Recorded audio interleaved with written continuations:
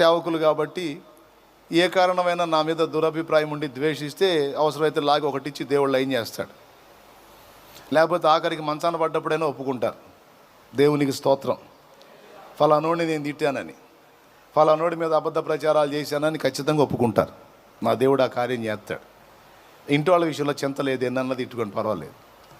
ఇప్పుడు బయట వాళ్ళు చేసేటువంటి ప్రచారాలు, క్రైస్తవేతరులు చేసేటువంటి ప్రచారాలు, ఇవి మనకి పరలోకములో అధిక ఫలమును తెచ్చిపెట్టేవి. మీకు పరలోకములో అధిక ఫలం కావాలా? ఎంతమందికి కావాలి? పరలోకంలో అధిక ఫలం కావాలన్న వాళ్ళు చేతులు ఎత్తండి. అట్లయితే మీకు అది కావాలంటే దేవుని నిమిత్తం మాట్లాడాలి,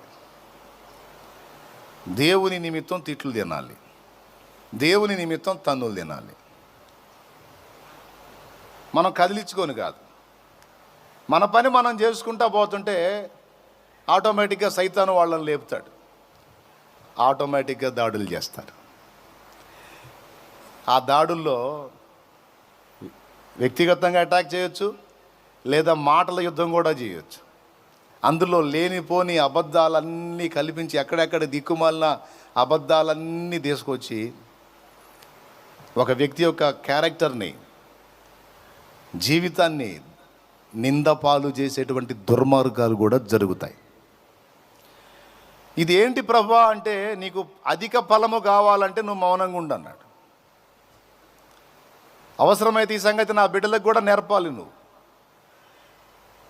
నా నిమిత్తమైన నింద ఒకవేళ మోయాల్సి వస్తే, నా నిమిత్తం ఒకవేళ హింస పడాల్సి వస్తే, నా నిమిత్తము కొన్నిటిని కోల్పోవాల్సి వస్తే, కొందరిని కోల్పోవాల్సి వస్తే డోంట్ వరీ అని చెప్పు. దానికి ప్రతిగా 100 ఫలము వారికి లభిస్తుందనే మాట చెప్పు, నా గ్రంథం చూపించి అనేది దేవుని వాక్కు. నా నిమిత్తము జనులు మిమ్మును నిందించి,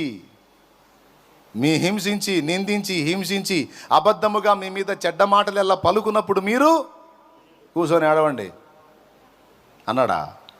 మీరు ధన్యులు, ధన్యులు. మత్తయి సువార్త 5వ అధ్యాయం 11వ వచనం. నా నిమిత్తము జనులు మిమ్మును నిందించి వాళ్ళని దీని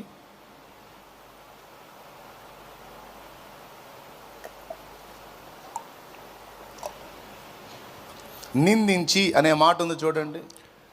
నా నిమిత్తము జనులు మిమ్మును నిందించి హింసించి. ఇదండి దేవుని నిమిత్తం నిందమోయటం.